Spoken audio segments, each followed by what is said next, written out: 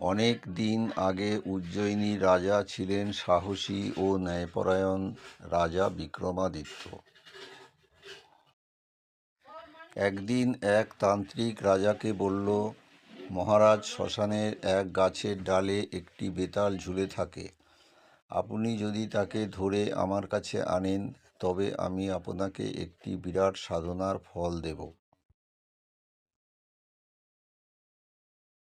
রাজা কথা দিলেন। গভীর রাতে তিনি শ্মশানে গেলেন। অন্ধকার চারিদিকে, বাতাসে অদ্ভুত শব্দ।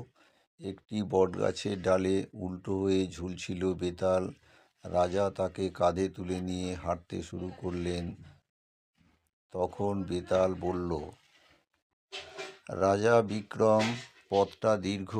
আমি তোমাকে একটি গল্প বলি, কিন্তু সাবধান, গল্প শেষে আমি যদি প্রশ্ন করি আর তুমি উত্তর জানার পরও চুপ করে থাকো তবে তোমার মাথা ফেটে যাবে।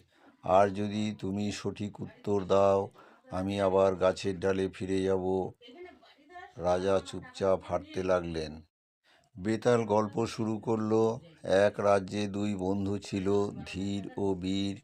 তারা দুজনেই এক রাজকন্যাকে ভালোবাসতো। একদিন রাজকন্যা বিপদে পড়ে বনে হারিয়ে গেল। ধীর তাকে খুঁজে বের করলো।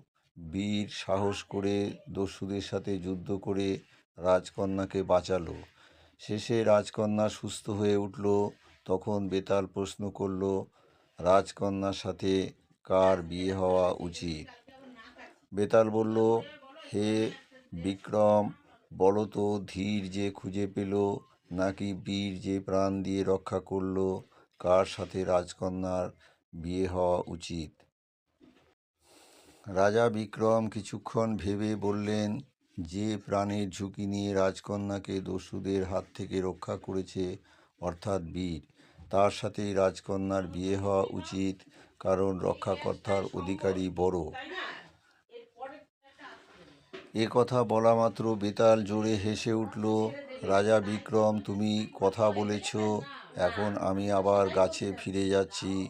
বলেই বেতাল উড়ে গিয়ে সেই গাছের ডালে ঝুলে পড়ল। আর রাজা বিক্রম তাকে ধরতে শ্মশানের দিকে ফিরে গেলেন।